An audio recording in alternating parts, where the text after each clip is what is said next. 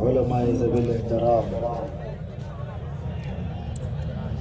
عقیدتوں اور محبتوں کے شہر ہانگل کے خوش عقیدہ سنی مسلمان، تمام حاضرین اہل سنت و جماعت، السلام علیکم ورحمۃ اللہ وبرکاتہ۔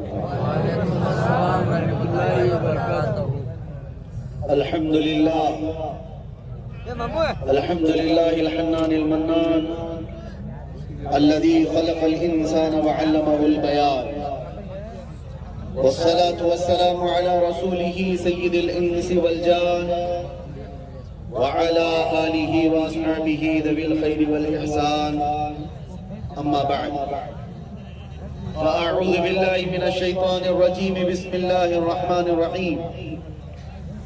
النبي أولى بالمؤمنين من أنفسهم، قال الله تعالى في مقام آخر: الله ورسوله أحق أن يرضوه، وقال الله تعالى: ولله العزة ولرسوله وللمؤمنين ولكن المنافقين لا يعلمون۔ صدق اللہ مولانا العظیم۔ بارگاہ رسالت معاب صلی اللہ تعالی علیہ وسلم میں ایک بار درود پاک کا ہدیہ پیش کریں۔ اللہم صلی علی شفینا نبینا حبیبنا مولانا محمد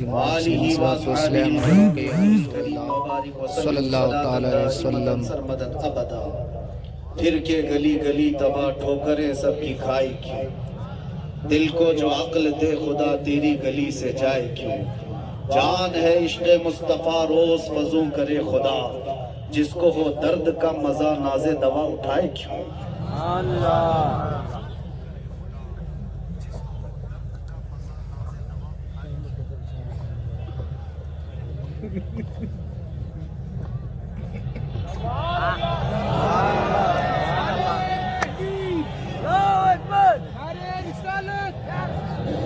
نعرہ تکبیر، نعرہ رسالت، مسلک اعلیٰ حضرت، فیضان مقبول احمدی، نعرہ رسالت۔ مجھے اندازہ ہے یہاں پر آیا ہوا یہ مجمع سمندر کی طرح سے سننے کم اور ایک مصطفیٰ کے قیدی کو دیکھنے زیادہ آیا۔ میرے عزیزوں، لوگ قید سے چھوٹ کر منہ چھپا کر گھومتے ہیں، ظاہر سی بات ہے چوری کر کے جائے گا واپس آئے گا تو کیا منہ دکھائے گا، لیکن مصطفیٰ کا قیدی ایسا ہے ہر ہزاروں مجمع میں خوش عقیدوں کے ساتھ گھومتا ہے۔ اسی کو اعلیٰ حضرت نے کہا نا، جس کو ہو درد کا مزہ ناز دوا اٹھائے کیوں۔ اور بارگاہ مصطفیٰ صلی اللہ علیہ وسلم میں اقبال یوں کہتا ہے: دو عالم سے کرتی ہے بیگانہ دل کو، عجب چیز ہے لذت آشنائی۔ ہانگل شریف میں ہمارا کوئی پہلی مرتبہ آنا نہیں ہے، اس شہر عقیدت سے ہمارا پشتینی تعلق ہے، اور لوگ مجھ سے یہ کہتے ہیں آپ بہت کٹر لگتے ہیں، ہمارے بیانات یا پھر کسی چیز کو لے کر کے۔ میں آج محسوس کر رہا تھا ہانگل سے 45 کلومیٹر دور پیدا ہوا تو کٹر کہتے ہیں، یہاں ہوتا تو پتہ نہیں کیا ہوتا۔ ظاہر سی بات ہے یہ عقیدے کی کٹرتا اور تسلط سیدی مقبول احمد شاہ کشمیری کا دیا ہوا فیض ہے۔ ہزاروں فتنے آئے اور چلے گئے، ہانگل کی سنیت کا بال باقا بھی نہیں کر سکے۔ تمہارے قبرستان بھی تو محفوظ ہیں آج تک، تمہاری گلیاں اور تمہارے چہرے بھی آج محفوظ ہیں۔ ایک بزرگ کی آستانہ قریب ہونے سے ایمان کا اتنا بڑا حفاظت کا خزانہ ہو جاتا ہے۔ عزیزان گرامی، میں آج ایک بات آپ کو سنا دوں۔ میرے والد گرامی حضرت علامہ محمد ابن حسن رحمہ اللہ، ان سے میں تعلق بتا رہا ہوں۔ اعلیٰ حضرت کشمیری رحمت اللہ تعالیٰ علیہ کے متعلق ہم نے اپنے باپ سے سنا ہے، فرماتے تھے کہ ایک بار ان کا چہرہ جو دیکھ لیتا وہ نظریں جھپکانا بھول جاتا، اور پھر ہم یہ سوچتے تھے کہ ان کے اندر اتنی وجاہت ہے تو مصطفیٰ کریم کی وجاہت کا حال کیا ہو. لوگ آج کے زمانے میں اس چہرے کے فدائی ہیں تو 1400 سال پہلے چاند سے حسین چہرے کے فدائی کیسے ہوں گے؟ اس آستانے سے میری عقیدت اور میرا تعلق اس طور پر تھا کہ میرے والد کا قصہ بڑا مشہور ہے، میں نے کئی بار سنایا بھی ہے. برائے مہربانی میرے والد گرامی جب جامعہ اشرفیہ مبارک پور سے حضور حافظ ملت کے پاس سے پڑھ کر کے آئے تھے تو میری دادی محترمہ جو عالمہ تھی، میرے والد صاحب نے ان سے کہا مجھے مصر جانا ہے. تو ہماری دادی نے کہا تھا کہ پہلے حضرت مقبول احمد شاہ کشمیری سے اجازت لے لو، اگر وہ اجازت دیں تو چلے جانا. گھروں کا ماحول بھی یہی تھا اور وہ والدہ کے حکم سے یہاں آئے تھے.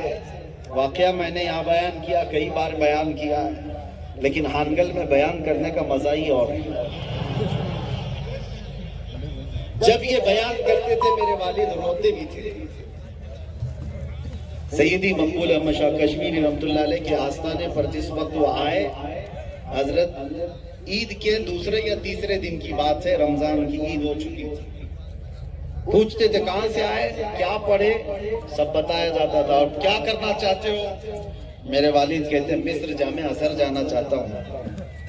پیٹھ پر ایک تھپڑ مارتے اور کہتے کیا مرنے جائے گا وہاں پہ؟ جا بچوں کو پڑھا امامت کا. تو ساری جتنی امیدیں تھی جو وہاں جانے کی وہ ٹوٹ گئی. اچانک حضرت کا حکم آ گیا، منع کر دیا. تو میری ماں کو جا کے کیا کہوں گا؟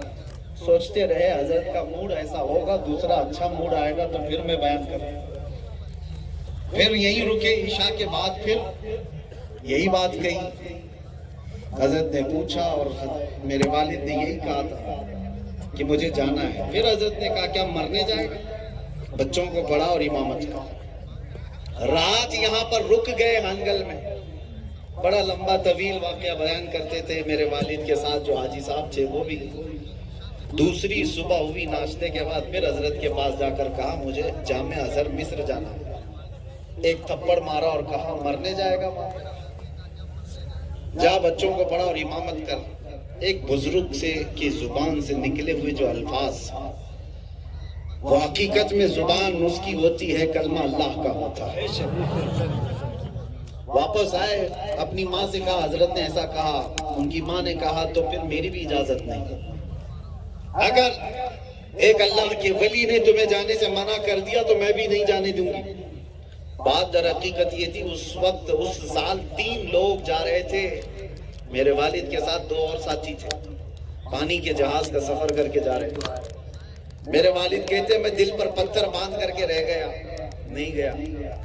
پھر اس کے بعد مہینے بھر کے بعد خبر آئی کہ ان کے جو 2 ساتھی جہاز میں گئے تھے، جہاز میں پلیگ کی بیماری پھیلی اور سب لوگ مر گئے تھے. ان کے 2 ساتھی بھی جو گئے تھے وہ مصر پہنچنے سے پہلے مر گئے. ان کو سمندر میں ہی کفن پہنا کر کے ڈال دیا گیا. اس کے بعد سے میرے والد کہتے تھے حضرت کا جملہ زندگی بھر کان میں گونجتا تھا، کیا مرنے جائے گا؟ حادثوں سے بچانے کی یہ کرامت ہم نے اپنی آنکھوں سے دیکھا نہیں، لیکن اپنے باپ سے سنا ضرور ہے. بات میں اس لیے چھیڑا، میری عقیدت اور میرا تعلق اس آستانے سے اس لیے بھی ہے، ہمارا پشتینی تعلق ہے. میرے بڑے بھائی حضرت علامہ مفتی زبیر صاحب وہ بھی جامعہ ازہر جانا چاہ رہے تھے اور بنکا پور میں پڑھاتے تھے. بڑا جلوس یہاں سے نکلا تھا، وہ جا رہے تھے. ممبئی گئے تو اس وقت بھی کچھ حادثہ ہوا تو وہ جا نہ سکے. تیسرا میں تھا. میں جب فارغ ہو کر جامعۃ الرضا سے آیا اور میرا بھی جانے کا پورا پکا بن گیا. حالانکہ پکا اس لیے میں کہہ رہا ہوں کہ حضور تاج الشریعہ رحمۃ اللہ علیہ نے سر پر عمامہ باندھا تھا. حضرت نے فرمایا تھا تم جاؤ.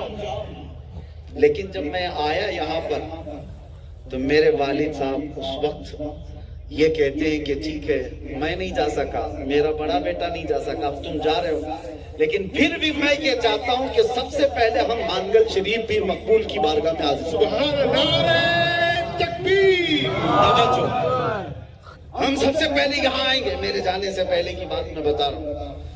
میں کہا حاضری تو دے دیں گے، کوئی بات نہیں۔ میرے والد کے ساتھ میں ہانگل شریف یہاں پر حاضر ہوا تھا، کسی کو اتنی خبر نہیں تھی اور نہ ہی ہم کوئی مشہور آدمی تھے، لیکن درگاہ شریف پر میں جیسے حاضر ہوا، میں آپ کو بتاتا ہوں، میرے مشفق اور کرم فرما حضرت العلامہ مولانا خلیل احمد مصباحی صاحب اور حضرت علامہ مولانا سید شفیع اللہ مصباحی صاحب اس وقت بھی یہ موجود تھے، آج بھی ہیں، اللہ ان کے اقبال بلند فرمائے۔ یہ حضرات تشریف لائے اور سرکار سیدی مقبول احمد شاہ کشمیری رحمۃ اللہ تعالیٰ علیہ کے آستانے پر میرے سر پر انہوں نے عمامہ باندھا۔ پھر اس کے بعد میں باہر نکلا تو میرے والد صاحب مولانا خلیل صاحب کو ویسی چاہتے تھے جیسے مفتی زبیر صاحب کو اپنے بیٹے کی طرح، تو ان کو اسی جملے میں کہے، مجھے کار میں بیٹھ کر کے کہا خلیل نے عمامہ نہیں باندھا ہے، پیر مقبول احمد شاہ کشمیری کی اجازت ملی، اب تم جا سکتے ہو۔ بحمدی تعالیٰ میں گیا بھی، اور جس انداز سے گیا اور رہا آیا واپس، میں اسی لیے یہ بات عرض کر رہا ہوں، میری اپنی تعریف کے لیے نہیں، بلکہ ہمارے پاس جو کچھ بھی ملا ہے وہ انہی بزرگوں کا فیض ہے۔ ان کے اشارے سے، ان کے نظر کرم سے ہم دنیا میں جو کچھ بھی بیان کر رہے ہیں، عزیزان گرامی وقار، اس آستانے سے اور یہاں کے ادارے سے، یہاں کے علماء سے ہمارا پرانا تعلق رہا ہے۔ اللہ کریم اس دوسرے بریلی کو ہمیشہ محفوظ رکھے۔ یہ دکن کا بریلی اس کو کہا جاتا ہے، خوش عقیدہ سنیوں کی جس طرح یہاں کثرت ہے، اور آج پھر اس چیز کی بھی میں وضاحت کر دوں گا۔ جب اس طرح کے اتنے عظیم قطب کی در کی بارگاہ میں ہم رہ رہے ہیں اور ناموس رسالت کا مسئلہ ہے جس کو اٹھا کر کے میں دنیا بھر چلتا رہوں گا، اس لیے کہ میری پہچان ہی ہے، یا رسول اللہ تیرے عشق کی بدولت مجھے زندگی ملی، میری بات بن گئی ہے تیری بات کرتے کرتے، اور جب تک بکے نہ تھے تو کوئی پوچھتا نہ تھا، یا رسول اللہ تم نے خرید کر ہمیں انمول کر دیا۔ ہماری عزت، ہماری شہرت ہمارے خاندان سے نہیں اور نہ ہی میرے ٹوپی جبے پگڑی سے نہیں ہے، لوگوں کے دلوں میں جو کچھ بھی عقیدت ہے وہ صرف ناموس رسالت کی نسبت کی وجہ سے ہے۔ آبرو ما زنام مصطفیٰ است، ہم سب کی عزت آبرو مصطفیٰ کے نام سے وابستہ ہے۔ اس مسئلے کو بھی یہاں پر لے کر کے میں حاضر آیا ہوں، لیکن شہر ہانگل کی جو اس کا تقدس ہے، اس کی جو روایات ہے، اس کو برقرار رکھنا بھی ضروری ہے۔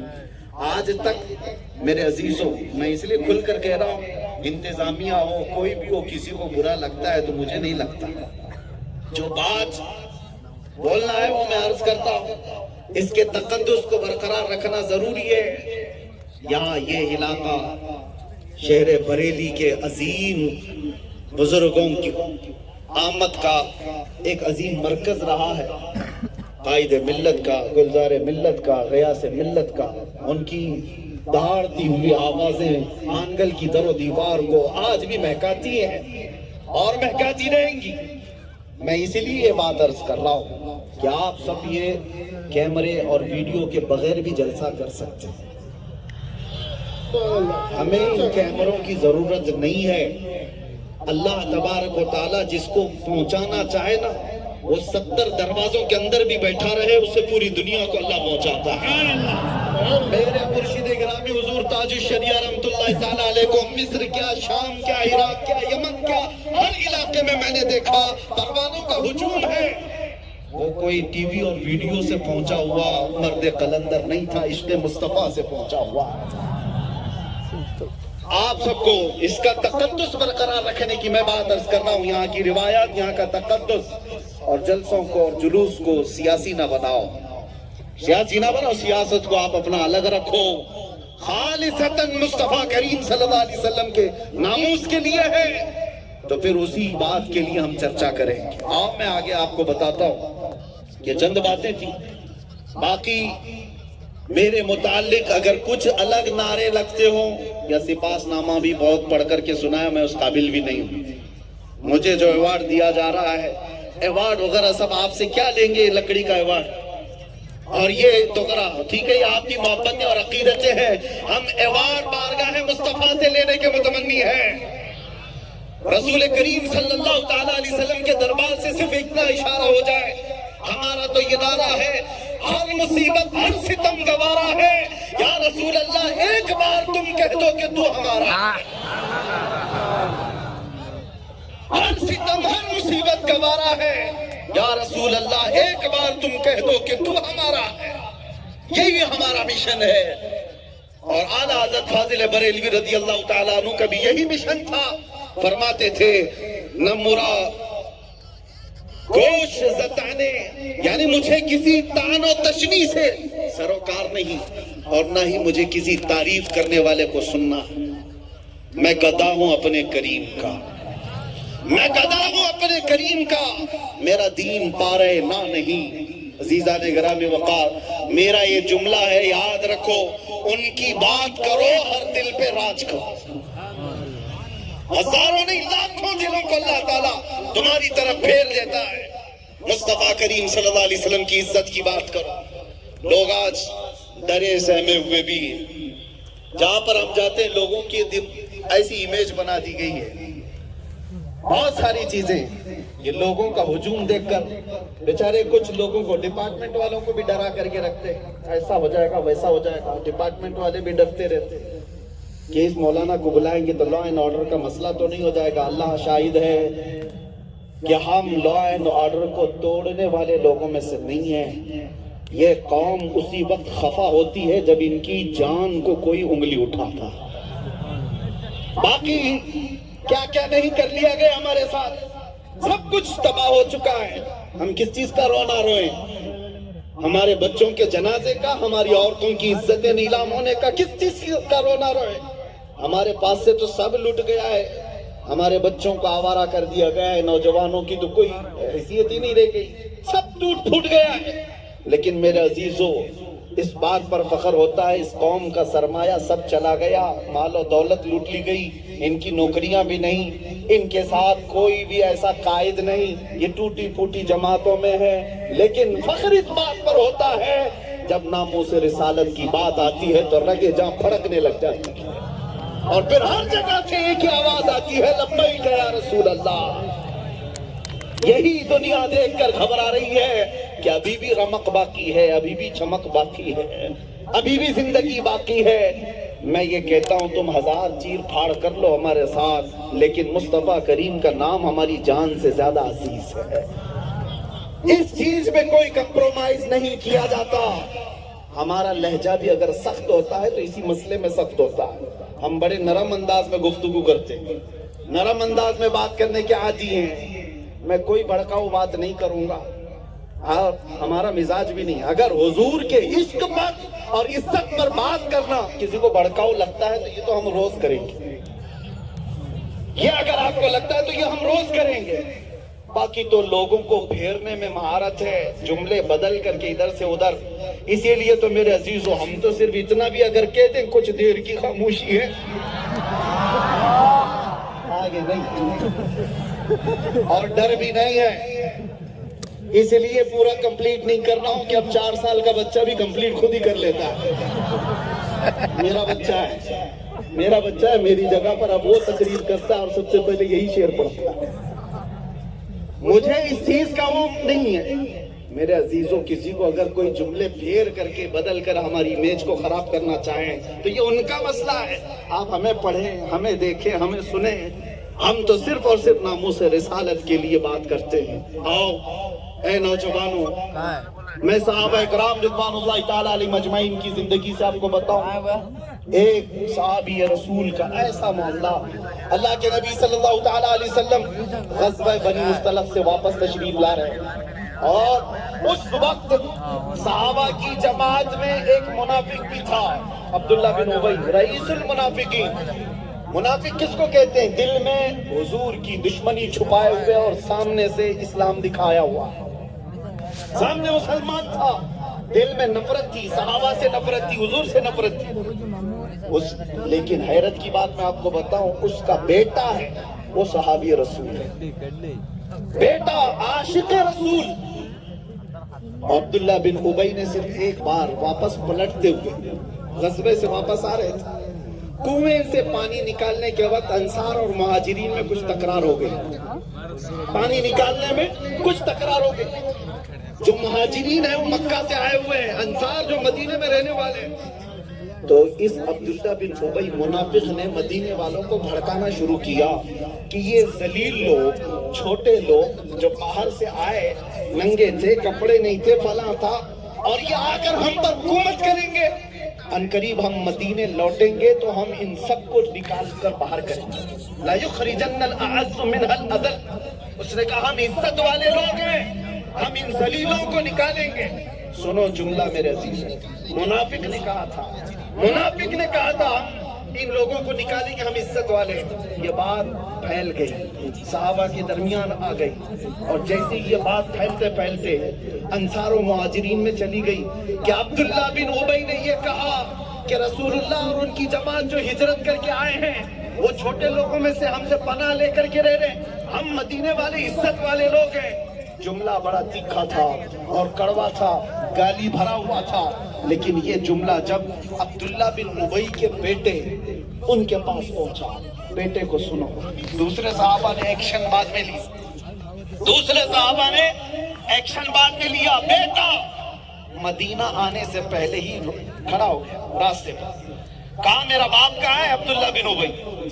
جب وہ قریب آیا تو بیٹے نے دامن پکڑ کر پوچھا کیا تو ہی وہ ذلیل ہے جس نے صحابہ کی جماعت کو ذلیل کہا؟ کیا تو ہی وہ ذلیل ہے جو رسول اللہ اور ان کی جماعت کو ذلیل کہا اور یہ کہا کہ اب ہم عزت والے لوگ ان کو ذلیلوں کو نکالیں گے؟ اس نے کہا تو بیٹا ہے میرا، میں باپ ہوں تیرا۔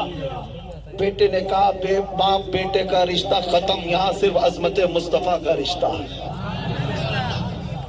یہی تو پیغام تاج شریعہ تھا، نبی سے ہو جو بیگانہ اسے دل سے جدا کر دے، نبی سے ہو جو بیگانہ اسے دل سے جدا کر دے، پدر مادر برادر جان و مال ان پر فدا کر دے۔ یہ مسلک اعلیٰ حضرت کا بریلی سے لیا ہوا نہیں ہے، یہ صحابہ کی جماعت سے لیا ہوا ہے۔ بیٹے نے کہا میں تجھے مدینے میں داخل ہونے ہی نہیں دوں گا۔ عبداللہ بن ابی نے کہا میں سردار ہوں قبیلے کا، مدینہ میرا وطن ہے، گھر میرے مدینے میں، مجھے تو نہیں داخل ہونے دے گا نا۔ بیٹے نے کہا تلوار نکال اور کہا میں تجھے مدینہ میں داخل ہونے نہیں دوں گا، اپنے باپ کو۔ کہا پھر کیا کروں؟ کہا یہاں اعلان کر کہ تو ذلیل ہے اور صحابہ عزت والے ہیں، اعلان کر کہ تو ذلیل ہے اور اللہ کے رسول اور سارے صحابہ عزت والے ہیں، اس وقت تک میں تلوار اندر نہیں کروں گا۔ کیا بیٹے کی محبت تھی۔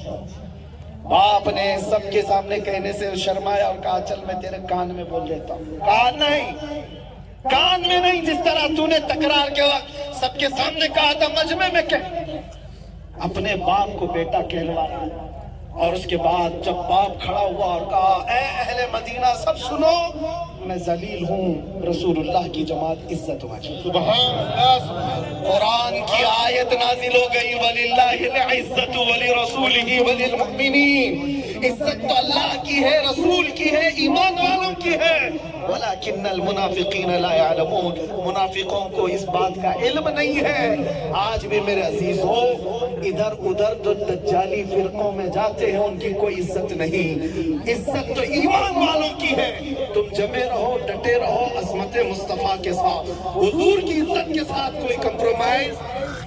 جو جان مانگو تو جان دے دے، جو مال مانگو تو مال دے دے، مگر یہ ہم سے کبھی نہ ہوگا، نبی کا چاہو جلال دے دے، اس پر کوئی سمجھوتی کی بات نہیں کرتے۔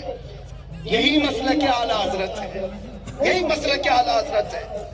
میں کہتا ہوں، کچھ لوگ مجھ سے کہتے تھے کہ یہ مسلمانوں کی جماعت کا تو آج حال یہ ہو گیا ہے، جب الیکشن آتا ہے ساری پارٹیوں میں گھومتے رہتے ہیں جھنڈے لے لے کر کے، صبح نیلے پٹے والوں کے ساتھ، دوپہر میں لال پٹے والوں کے ساتھ، رات میں کیسری پٹے والوں، سب سے 500 لیتے رہتے۔ کسی نے مجھے تانا مار کر کے کہا تھا، ایک نیتا صاحب نے، میں نے کہا بات در حقیقت یہ ہے وہ بھی کماتے ہیں آپ بھی کماتے ہو، الیکشن کا ماحول ہوتا ہے، کمپیر کرنے کی جہاں بات آتی ہے آپ ایک پارٹی کے نیتا ہو، دوسرا کوئی اور نیتا ہے، تیسرا کوئی اور نیتا ہے، ہمارے بچوں کو سب برابر لگتا ہے، اس سے بھی لو اس سے بھی لو، جھنڈے لگا کے گھوم لیتے ہیں۔ اگرچہ میں اس کی حمایت نہیں کر رہا، آپ یہ کہہ رہے ہو کہ یہ سب جگہ ادھر ادھر چلے جاتے ہیں 500 کے لیے۔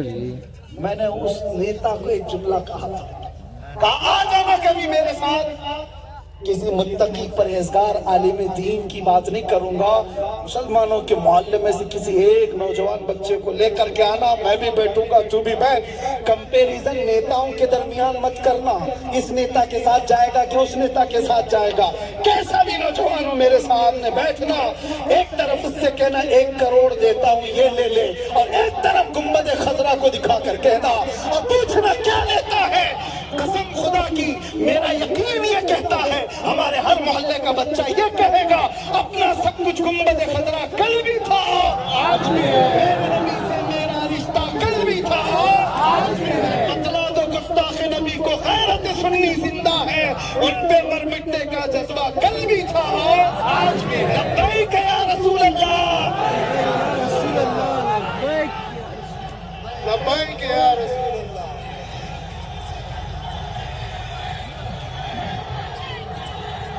لبیک یا رسول اللہ، لبیک لبیک لبیک یا رسول اللہ، لبیک۔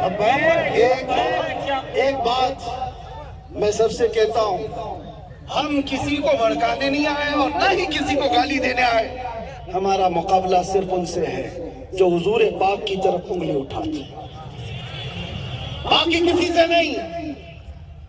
جو نبی پاک صلی اللہ تعالیٰ علیہ وسلم کی عظمت اور ان کی عزت کی طرف بھونکے گا، اللہ تبارک و تعالیٰ نے جو جس کو مسلط کیا وہ اپنا کام کرتا رہے گا۔ سنو، ہماری حیثیت کیا ہے؟ میں تو آپ سے کہتا ہوں، ہم تو زمانے نبوی کے وہ گدھے بھی نہیں بن سکے، خچر بھی نہیں بن سکے۔ نبی پاک صلی اللہ علیہ وسلم کے پاس ایک خچر لایا گیا تھا خیبر کے موقع پر، تحفے میں آیا ہے۔ حضور پاک صلی اللہ علیہ وسلم نے خچر کو قبول فرما لیا۔ خچر جانتے ہیں نا، گدھے اور گھوڑے کے بیچ یہ خچر ہوتا ہے، اس کی سواری کی جاتی ہے۔ حضور نے تحفہ قبول کر لیا، لیکن وہ خچر اپنی زبان سے کچھ کہہ رہا تھا۔ نبی پاک صلی اللہ تعالیٰ علیہ وسلم اپنے کان لگاتے، پھر تھوڑی دیر کے بعد مسکراتے۔ صحابہ نے پوچھا یا رسول اللہ یہ کچھ کہہ رہا ہے؟ کہا ہاں کہہ رہا ہے۔ جانوروں کے لیے بھی تو وہ رسول تھے، وہ رحمت للعالمین تھے، سب کے لیے تھے۔